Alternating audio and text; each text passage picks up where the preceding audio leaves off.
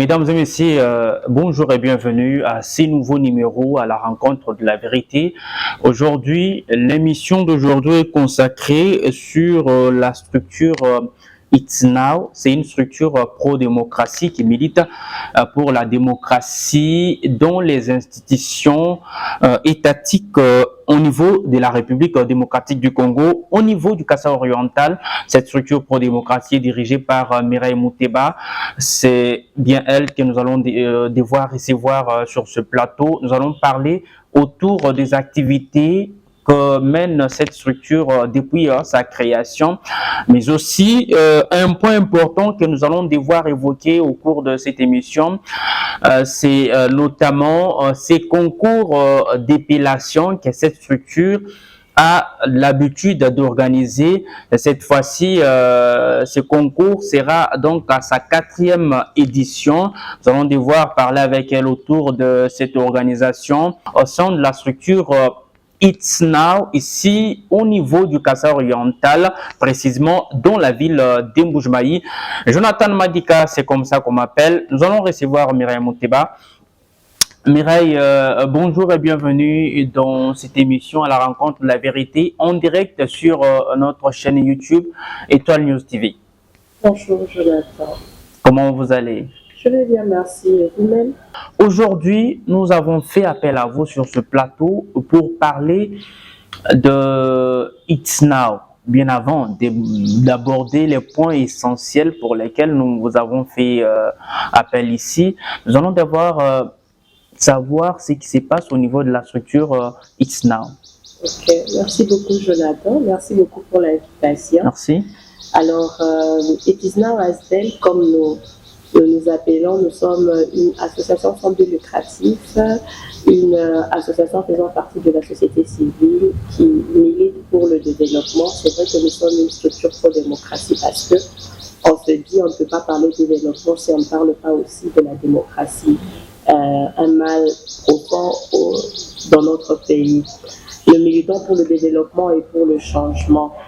Et nous avons plusieurs domaines d'intervention. Mais dans ces domaines d'intervention, nous avons des domaines d'intervention clés. Entre autres, il y a l'éducation de la jeunesse, il y a le droit de l'homme, il y a aussi l'agro-pastoral, la capacité de l'homme de pouvoir entreprendre et d'être autonome. Alors voilà un peu en gros c'est quoi It Is Now ASBEL. En français on dit c'est maintenant, en Chiluba on dit Tindier. C'est quoi les bilans depuis la création de cette structure pour démocratie? Le bilan il est largement positif. Pour ceux qui me regardent, ils savent généralement c'est qui It Is Now, pour ne pas dire c'est quoi It Is Now en termes de structure. Nous avons beaucoup d'activités que nous avons déjà eu à mener depuis la création jusqu'à ce jour. Beaucoup d'actions sur terrain. Pour ne ramasser que quelques-unes, nous avons eu en termes des actions pro-démocratie, des tribunes des vérités sur lesquelles on parlait des sujets sensibles au niveau de la province. Nous avons eu de conférences, des espaces où nous réunissons les jeunes pour réfléchir de quelle manière est-ce que la jeunesse peut participer au développement de la province. Nous avons eu des activités au niveau de la santé avec la venue de la Covid, les sensibilisations sur terrain dans les quartiers reculés avec les distributions de quelques kits pour se protéger contre la Covid. Nous avons eu des organisations comme des dictées dans les écoles pour essayer de comprendre pourquoi est-ce que nos élèves sont incapables d'écrire correctement. Parce que pour comprendre un problème, il faut d'abord entrer dans le problème lui-même. Nous avons aujourd'hui un grand rendez-vous culturel comme le concours d'épellation des mots français. It Is Now a quand même un bilan assez largement positif en termes d'activité, d'action menée sur terrain. Peut-on savoir la genèse de cette structure pro-démocratie? La genèse, elle est venue de la réflexion de plusieurs jeunes.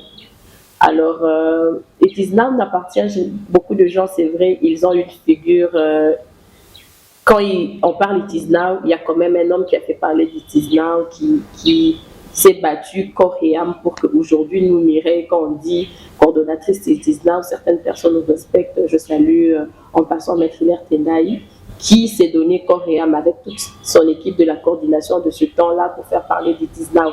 Mais on va rappeler qu'It Is Now n'appartient pas à une seule personne. It Is Now appartient à un groupe de jeunes appelés membres fondateurs qui, après l'avènement du président Félix Tshisekedi, ils se sont dit quel est le moyen pour nous de contribuer véritablement au développement de notre pays. La vision d'It Is Now, elle n'est pas provinciale, elle est nationale. Le but principal, c'est par quels moyens nous, jeunes, quel que soit le coin dans lequel nous sommes, nous pouvons participer au développement de notre pays. C'est comme ça que ces jeunes se sont dit, créons une association sans but lucratif, pour lequel le lucre pour nous, c'est le bien des autres, c'est le bien de la population, pour lequel nous ne recherchons pas nos propres intérêts, mais nous travaillons pour le bien commun, pour le bien de tous. C'est comme ça qu'It Is Now est né. Et aujourd'hui... Et lorsqu'ils ont dû mettre cette idée ensemble, effectivement, comme on dit, un bateau sans boussole ne peut pas avancer. Ensemble, ils se sont dit, voilà, nous mettons tel à notre tête. Le choix porté sur Maître Hilaire Tendai et ainsi que plusieurs autres personnes comme Maître le docteur Freddy, comme Maître Pascal et tout ça, toutes ces personnes, ils ont constitué tout un comité qui devait tenir la tête d'It Is Now Asbel, mais qui est en soi le fruit des efforts de plusieurs personnes. Aujourd'hui, l'un des fondateurs de cette structure, il engage actuellement, il est nommé interfédéral au niveau des Congo Espoir, le parti cher à José Mpanda Kabangu, qui est l'actuel ministre de l'Agriculture. Cela ne donne-t-il pas raison à l'opinion qui disait que cette structure était sous tutelle de José Mpanda Kabangu? Vous savez, nous sommes de ceux qui pensent que la meilleure manière de participer aux actions positives de notre environnement, c'est d'être actif. Et être actif ne veut nécessairement pas dire être sur les rues. Nous sommes en train de militer, je vois généralement le combat des femmes, c'est nous devons intégrer les postes décisionnels, nous devons intégrer toutes les institutions. Pourquoi on cherche à intégrer les institutions? C'est parce qu'on se dit, en étant là, nous allons imposer notre volonté. Entrer dans un parti politique, être actif dans un parti politique, n'empêche pas d'apporter là où vous êtes la vision de ce que vous pensez être meilleur pour un parti politique. Comment est-ce qu'on va inverser la donne des choses si on se met à l'écart de certaines activités? Les partis politiques, ce n'est pas de la sorcellerie. Mais si nous avons des jeunes issus de nos mouvements, issus de nos associations, qui ont la vision, la meilleure vision de développement, qui intègrent tous les partis politiques ainsi que tous les espaces décisionnels, mais je vous dis, ils vont y aller avec la volonté de faire mieux que ce qu'il y a là. Il n'y a que comme ça qu'on peut changer la donne des choses. On a besoin dans ces partis politiques des jeunes qui comprennent la vision de la jeunesse, qui comprennent qu'est-ce qu'on veut, qu'est-ce qu'on attend du développement. On ne va pas rester qu'au stade de critiquer. Jusqu'à quand on va critiquer les partis politiques? Donc aujourd'hui, qu'un membre d'It Is Now Asbel fasse partie d'un parti politique comme Congo Espoir, mais nous voyons ce que Maître Hilaire fait là-bas. Vous comprendrez que ça n'a rien à voir avec les jeunes qui courent derrière l'argent. Vous comprendrez que lorsque les activités sont menées, c'est quelqu'un qui réfléchit et qui se dit « j'ai une vision ». La vision du développement, comment est-ce qu'elle doit marcher? Si on veut que les donnes des choses soient inversées et que les choses marchent dans ce pays, il faudrait qu'à un certain moment, après avoir compris les mécanismes des choses, que ceux qui font partie de nous intègrent certains espaces pour qu'on soit en mesure de pouvoir y apporter là notre volonté. Sinon pas, ça va rester à l'étape des émissions, d'expliquer toutes les théories possibles et les choses ne vont pas changer. À l'époque du gouverneur Jean Mouteba, Okay. On a vu cette structure de plein pied sur terrain pour dénoncer ce qu'elle qualifiait du leadership douteux à l'époque de Jean Mouteba à la tête de cette province du Kasaï oriental. Actuellement, on ne sent plus ces démarches. Qu'est-ce qui ne va pas? Je reviens sur la situation du gouverneur déchu. Voilà Jean Maouéja Mouteba. Vous savez, lorsqu'on mène les actions, on revient pour réfléchir sur les actions menées. Est-ce que les résultats que nous attendions est celui-là? C'est ce qui fait que vous redirigez vos actions d'une autre manière. C'est pas parce qu'on a mené une action d'une telle manière que nécessairement, dans les années qui vont suivre, nous mènerons toujours les actions de cette manière-là. Est-ce que les résultats que nous attendions avec cette action sont les fruits que nous avons aujourd'hui? C'est comme ça qu'on réfléchit dans une association. J'entends beaucoup de gens dire, voilà, avec Jean Maouéja Mouteba, ils ont fait beaucoup de bruit. Maintenant, avec le nouveau gouverneur, voilà, ils ne font pas beaucoup de bruit. Ok, d'accord. Nous avons fait partir Jean Maouéja Mouteba. C'est vrai. It is now Asbel faisait partie de cette association qui était créée pour que Jean Maouéja Mouteba parte, c'est vrai. Mais, en fin de compte, est-ce que les résultats sont probants? Il est parti. Effectivement, on l'a remplacé par quelqu'un d'autre. Est-ce que toutes les situations ont changé du coup? Est-ce un problème des actions à faire partir ou il faut rediriger les actions d'une autre manière? Qu'avez-vous constaté? C'est comme ça qu'Itisnao a réfléchi. Qu'avez-vous constaté? Donc, Itisnao a réfléchi pour nous dire que les circonstances n'ont pas changé. Je suis juste en train de répondre à votre question. Parce que si vous me posez cette question, vous êtes en train indirectement de dire que maintenant, nous sommes en train de revivre d'une manière assez différente les mêmes choses que nous avons vécues avec Jean Maouéja Mouteba. C'est là où je vous ça ne vient que de votre propre bouche. Non, mais parce que vous me posez la question de savoir, vous faites une comparaison entre ce qui s'est passé avec Jean Maouéja Mouteba. Si vous m'auriez dit que Itisnao ne mène plus les actions de réflexion, les propositions comme il faisait comme avant, là, je vous donnerai la réponse en fonction de ça. Si vous me ramenez au départ de Jean Maouéja Mouteba, c'est que vous le comparez à quelque chose. À moins que je me sois trompée. Allons-y. Alors, si c'est vraiment ça, je vous dis que les actions ne sont pas menées sur base des personnes. Les actions sont menées en attente des résultats. Si les résultats attendus ne sont pas tels que nous les attendions, nous réfléchissons d'une autre manière. Notre désir, c'est de voir le développement. Mais si par faire partir quelqu'un, le développement ne s'est pas imposé, c'est qu'il y a un problème. C'est qu'on a vu peut-être les choses d'un angle, d'un autre angle. Est-ce qu'on ne peut pas voir les choses d'un autre angle? Qu'est-ce qu'on peut faire à part faire partir? Il y a la possibilité de discuter. Est-ce que les deux personnes ont la même manière de voir les choses, la même capacité d'appréhension? Donc, on fait face à deux personnes différentes et la manière de procéder, elle sera différente. Qu'on ne nous demande pas d'avoir les mêmes actions, on est des intellectuels. Si on réfléchit comme des intellectuels, je pense qu'il n'y aurait même pas de comparaison. La situation économique ici au Kasaï oriental qui est déplorable. Aujourd'hui, en Mbuji-Mayi, c'est depuis le 1er avril que toute la ville est dans les noirs. Il y a carence en courant. Il y a également carence en eau potable. Sans oublier la crise alimentaire qui bat son record ici au Kasaï oriental, je dirais, depuis le départ de l'ex-gouverneur Alphonse Ngoï Kassonji.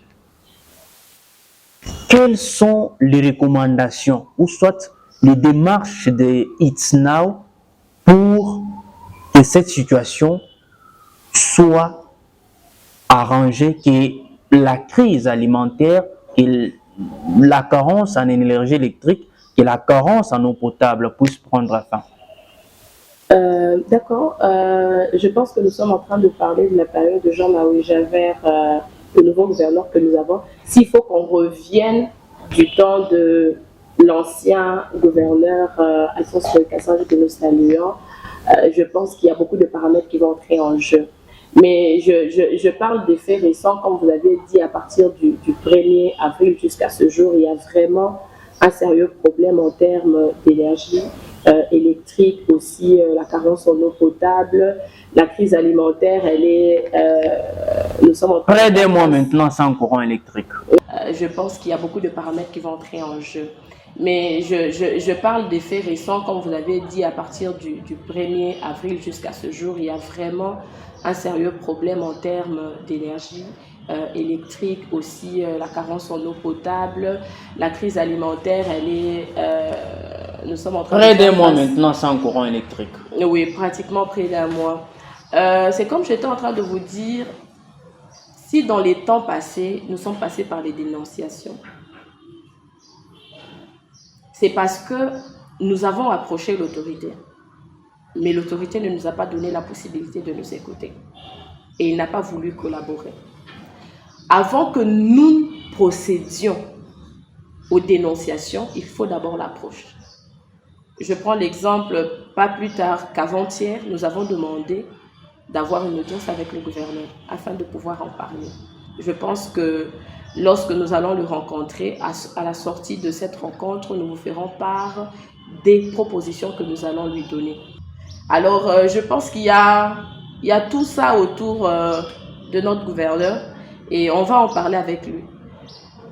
Donc, il va nous donner des éclaircissements pour qu'on essaie de comprendre pourquoi est-ce qu'il y a tous ces problèmes au niveau de la gestion de la province. Et à ce moment-là, on pourra faire nos allégations comme on veut. Mais pour l'instant, je me réserve de faire beaucoup de commentaires dessus. Généralement, le travaux qui s'effectue sur la ville de Mbuji-Mayi, c'est sous l'impulsion du chef de l'État. Oui. Son mot d'ordre. Oui, je peux dire que sur le 100% des actions menées sur terrain, pratiquement 85, on peut dire, sont issus du gouvernement national. Alors, je reviens avec cette question pour la deuxième fois. Quelle est la position des It's Now au regard de cette situation? Le gouvernement provincial a ses implications. Notre gouverneur a défendu, il a défendu, comment on appelle, il a défendu tout un projet de son mandat à l'Assemblée provinciale. Donc je me réserve de beaucoup de commentaires. Je préfère qu'on puisse le rencontrer, parler avec lui. Et à ce moment-là, on verra si nos idées sont fondées ou elles sont à côté. Après, si oui, il y aura toujours des actions qui vont descendre. Non, on ne dit pas s'il n'écoute pas. Non, on ne dit pas s'il n'écoute pas. C'est pas notre enfant. C'est pas notre enfant. Mais sinon, en tant que population, en tant que s'il ne met pas vos revendications, nous allons le lui proposer. Lorsque vous proposez à quelqu'un quelque chose, vous lui donnez les délais. Vous lui donnez le temps moratoire de pouvoir. Et si il ne tient pas compte? Non, nous allons en parler. Il y a plusieurs voies. Plusieurs voies. Ouais. Donc vous ne réfléchissez pas aussitôt de descendre sur terrain au cas où il ne donnait pas son accord favorable. Ça, je ne sais pas le dire. Voilà, mesdames et messieurs, nous sommes en direct d'Étoile News TV. Nous recevons Mireille Mouteba, coordonnatrice des It's Now, la structure, l'une des structures membres de la société civile au niveau du Kasaï oriental. Nous allons aborder l'autre point important dans cette émission. C'est un entretien. Nous allons à présent parler de la 4e édition du concours d'épilation des élèves. Où avez-vous eu l'idée d'organiser ces concours d'épilation? Dénommé élèves évalue-toi avec les élèves de la 6e de humanité. Donc, ces activités nous ont donné, je dirais, une évaluation assez amère. Pourquoi? Parce qu'on s'est rendu compte que sur la majeure partie de ces élèves qui ont participé à ces activités d'ITISNA, la plupart étaient incapables d'écrire et de lire correctement. Nous savons qu'à l'avènement du président Félix Antoine Tshisekedi Tshilombo, il a fait de l'éducation de la jeunesse la clé de voûte de son action gouvernementale. Et il est passé par la matérialisation de la gratuité de l'enseignement. Cela prouve à suffisance que veiller à l'éducation de la jeunesse, c'est aussi assurer le développement. Parce qu'une jeunesse bien formée, bien éduquée, c'est une jeunesse qui sera profitable à son pays. Par rapport aux statistiques sur terrain, Au niveau national, on se rend compte que sur 100% de ceux qui sont censés, de la jeunesse qui est censée avoir droit à l'éducation, seulement 65% vont à l'école. Et même sur les 65% qui vont à l'école, la majeure ou bien le majeur pourcentage de personnes n'arrivent pas à finir le second cycle. Et c'est un problème. Les activités que nous avons menées au niveau de la province nous ont donné un constat amer par rapport à ce que j'étais en train de dire précédemment, que la majeure partie de ces élèves sont incapables et d'écrire et de lire correctement. Alors, est-ce qu'il faut se limiter au constat? C'est ce que nous nous sommes dit. Qu'est-ce qu'on peut faire d'autre à part les concours de dictée, à part les rendez-vous des élèves avec élèves évalués, toi pour les élèves de 6e qui sont en train de finir les humanités, qu'est-ce qu'on peut faire d'autre? On s'est inspiré du film d'Aquila. On s'est dit, le problème c'est que notre système éducatif est au rabais en termes de tout ce qu'il y a comme aléa autour de la formation. Les élèves n'ont pas de livres pour lire. La culture de la lecture, c'est quelque chose qui n'est pas... il n'y a pas la promotion autour de la culture de la lecture. Alors, Itisna Wasbel se dit, il y a un moyen de pousser les élèves à la lecture. Un concours. Pas un simple concours, un concours primé. La prime fera qu'il y aura émulation au sein des élèves. Il y aura compétitivité. C'est-à-dire chaque élève voudra être le meilleur de son école. Parce qu'on ne s'adresse pas aux élèves directement, on s'adresse aux écoles.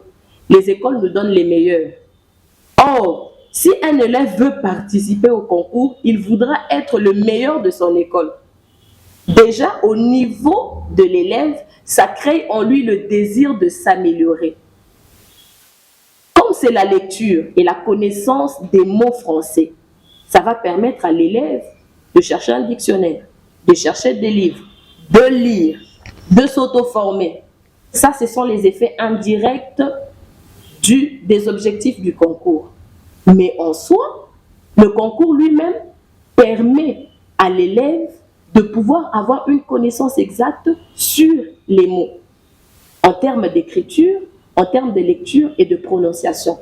Parce que prononcer un mot, c'est aussi une autre manière de pouvoir l'écrire correctement. Voilà un peu d'où est-ce qu'on a été inspiré pour organiser le concours d'épellation des mots français. Alors, qu'est-ce que ça a apporté dans certains établissements scolaires? Est-ce cela a poussé aux élèves d'avoir la culture de la lecture? Si, les résultats sont positifs pour la majeure partie des écoles que nous avons eu à contacter depuis la première édition. Et généralement, avant même qu'on organise la seconde édition, ces écoles qui ont déjà participé nous contactent pour savoir quand est-ce qu'on va organiser la seconde édition. Pourquoi? Parce que les élèves eux-mêmes rappellent aux écoles. Et le constat au niveau des écoles, c'est que les écoles ont remarqué que même les élèves les plus faibles se donnent maintenant. Par rapport à ça, les écoles eux-mêmes savent quels sont les élèves qui se sont distingués au cours de l'année. Et c'est par rapport à ces élèves qui se sont distingués qu'ils prennent les 3 meilleurs de ceux qui se sont distingués au cours de l'année. Et ils nous envoient ces élèves-là. Et qu'est-ce que vous poursuivez? C'est quoi le but de ces concours? C'est comme j'étais en train de dire, c'est une manière de pousser nos élèves à la lecture, l'auto-formation, la culture de la recherche. Vous savez, aujourd'hui, on se moque de l'homme noir. On dit, si vous voulez cacher quelque chose à l'homme noir, mettez-les sur écrit. C'est parce que nous n'avons pas la culture de la recherche.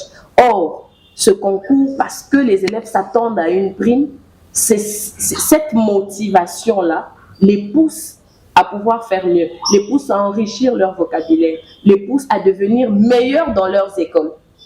Il y a l'effet direct et l'effet indirect. L'effet direct, c'est cette capacité de pouvoir enrichir son vocabulaire. Mais l'effet indirect, c'est qu'au niveau des écoles, les élèves vont se battre pour être les meilleurs de leurs écoles. Mais quand ils deviennent meilleurs entre eux, c'est qu'il y a émulation, c'est qu'il y a une forme de compétitivité, une compétitivité positive.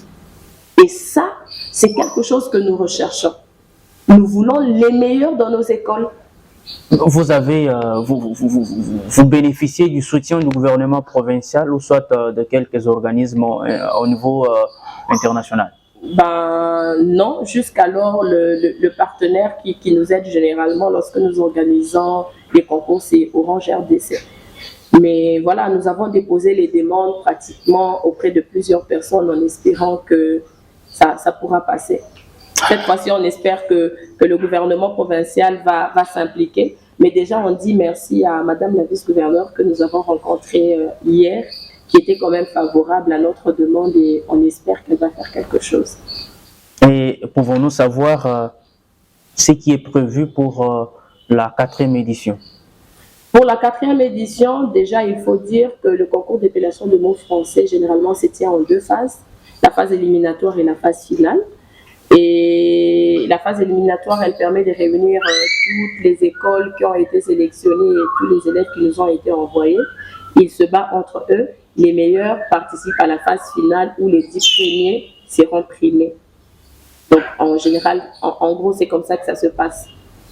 Voilà, mesdames et messieurs, vous êtes en train de nous suivre en direct sur Étoile News TV. Nous recevons Mireille Mouteba, coordonnatrice de la structure Pro-Démocratie, l'une des structures membres de la société civile au niveau du Kasaï oriental. Nous sommes en train d'atterrir bonnement au cours de cette émission.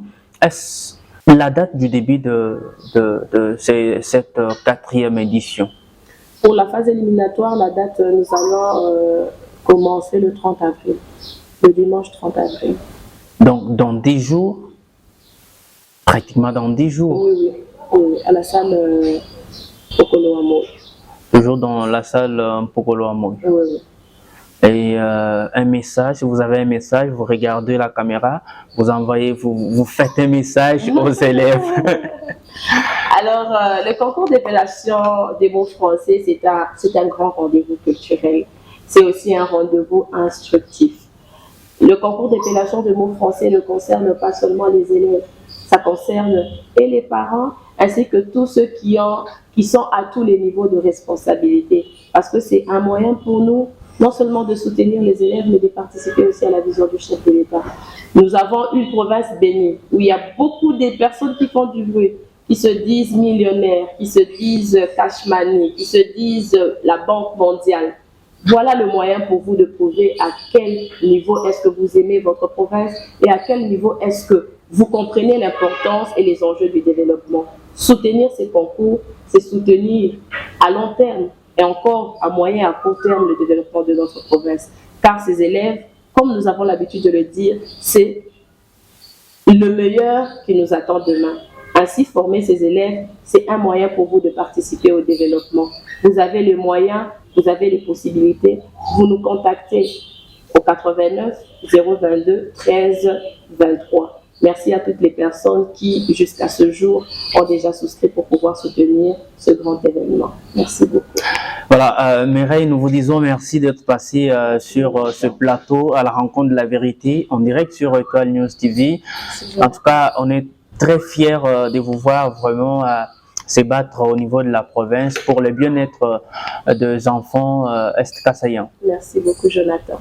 C'est un plaisir. Mesdames et messieurs, nous sommes arrivés pratiquement à la fin de cette émission, cet entretien à la rencontre de la vérité sur Étoile News TV. Jonathan Madika, j'ai reçu sur ce plateau Mireille Mouteba, coordonnatrice de la structure Pro-Démocratie It's Now, l'une des structures membres de la société civile au niveau du Kasaï oriental. Vous avez suivi de quoi était-il question au cours de cette émission.